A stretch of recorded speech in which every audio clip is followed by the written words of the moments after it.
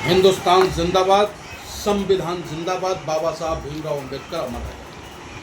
Barrister Asaduddin Owaisi जिंदाबाद। आज 25 जून है। जैसे ही 25 जून आता है, लोकतंत्र में काला धब्बा इतिहास का वो 1975 का 25 जून याद आता है। किस तरीके से उस वक्त के तानाशाह सरकार ने हिंदुस्तान में इमरजेंसी लागू करने का काम किया, हर संस्थाओं पे अपना कब्जा करने का कार्य किया, यहाँ तक कि एक ही पार्टी का शासन बना रहे, इसको लेकर के भी विचार चलने लगे। वो तो हिंदुस्तान की आवाम को धन्यवाद कि पुनः 1977 2 साल इमरजेंसी रहने के बाद हिंदुस्तान की आवाम ने तानाशाह इंदिरा सरकार को उखाड़ फेंकने का निर्णय लिया और इंदिरा सरकार गिर जाती। अगर वो इंदिरा सरकार नहीं गिरती तो आज हिंदुस्तान जो विश्व का सबसे बड़ा लोकतंत्र के रूप में जाना जाता है, वो खत्म हो जाता, एक ही पार्टी का शासन होता। ऐसा उनकी सोच थी। विधायिका में भी, न्यायपालिका में भी, कार्यपालिका में भी किस प्रकार नेताओं की तानाशाही चलेगी, इसको लेकर के मंथन चलता। तो ये 25 जून 1975 हिंदुस्तान के आज़ाद हिंदुस्तान के इतिहास में एक काला अध्याय रहा है, जिसको लेकर के आज भी कांग्रेस की अगर ये दुर्दशा है तो वजह ये है, और कांग्रेस को माफी मांगनी चाहिए। और वर्तमान में 2014 के बाद 1925 में घोषित इमरजेंसी था, लेकिन 2014 के बाद इस देश में अघोषित इमरजेंसी लागू है। अघोषित कैसे कहते हैं? कि सरकार कहती है कि ये लोकतंत्र है, सरकार कहती है कि आपको अभिव्यक्ति की आज़ादी है, लेकिन जब सरकार के खिलाफ आप कुछ शब्दों का इस्तेमाल करो, सरकार को अगर आप आईना दिखाने का प्रयास करो, तो वही सरकार की पुलिस, वही सरकार की ईडी, वही सरकार की सीबीआई फिर विपक्षियों की आवाज़ को कुचलने का कार्य करती है। तो ये भी एक अघोषित इमरजेंसी है। दूसरी तरफ हमारे देश के प्रधानमंत्री आदरणीय नरेंद्र मोदी सबका साथ, सबका विकास और सबके विश्वास की बात करते हैं। आज जब देश जंग के मुहाने पे खड़ा था,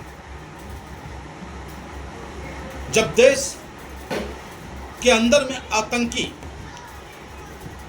घुस करके निर्दोष पर्यटकों को जाति पूछ करके गोली मारता है,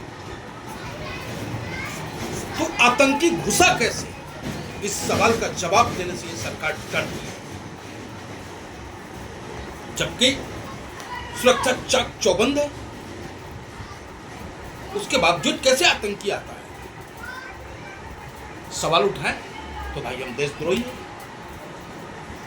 लेकिन हम सवाल उठाएंगे क्योंकि ये लोकतंत्र है। दूसरी तरफ जब जंग होता है तो नेतृत्व कौन करता है भाई? सोफिया कुरैशी। समरसता की बात हम करते हैं। जब विदेश में जाकर के अपने देश की पक्ष रखने की बात होती है, लीड कौन करता है? बैरिस्टर असदुद्दीन ओवैसी। बैरिस्टर असदुद्दीन ओवैसी से मुस्लिम पत्रकार मुस्लिम कंट्री में सवाल करता है कि क्या आपके देश में मुसलमान असुरक्षित महसूस करते हैं?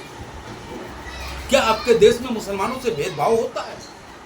उस वक्त में हमारा नेता, आपका नेता बैरिस्टर असदुद्दीन ओवैसी सीना ठोक के कहता है कि नहीं, हमारे देश में सबको बराबर का जीने का अधिकार है। हमारे देश में हिंदू, मुस्लिम, सिख, ईसाई अपने अपने पूजा पद्धति के अनुसार अपने धर्म को मनाते हैं, कहीं कोई रोक टोक नहीं है, सबको बराबर का एक्चुअल राइट मिला हुआ है। लेकिन अफसोस तब होता है जब इसी सरकार का मंत्री मुसलमानों को टारगेट करने का काम करता है, जब दाढ़ी और टोपी की बात करता है। तो ये भी एक इमरजेंसी है, जिसका कि मैं पंडित मनमोहन झागामा ऑल इंडिया मजलिस इत्तेहादुल मुस्लिमीन की तरफ से पुरजोर विरोध करता हूँ। वक्फ बोर्ड अमेंडमेंट बिल ला करके देश में अलगाव लाने का प्रयास जो करने का कार्य किया, क्योंकि 3 तलाक पे नहीं हो पाया, इनको जो लाभ मिलना था नहीं मिला, CA NRC पे नहीं मिल पाया, तो अब वक्फ बोर्ड अमेंडमेंट बिल के नाम पर हिंदू मुस्लिम की ध्रुवीकरण करने का जो प्रयास कर रहे हैं उसको मात देना होगा हम हिंदुस्तानियों को मिल करके। और ये तभी संभव है जब जाति और धर्म से परे उठकर देश के चहुमुखी विकास के लिए, देश की सरहदों की सुरक्षा के लिए, देश के जांबाज उन फौजियों की कैसे वो सुरक्षित रह सके, उनके लिए कैसे बेहतर से बेहतर हथियार हम उनको मुहैया करा सकें, इस पे सवाल पूछना होगा हमें सरकार से। और जो सरकार इन कामों पे खड़ा ना उतरे उनको कुर्सी से हटाना होगा, नहीं तो ये अघोषित इमरजेंसी हमेशा रहेगी और हम हमेशा 25 जून को याद करके रोते रहेंगे, इसके अलावा कुछ नहीं करता है। जय हिंद।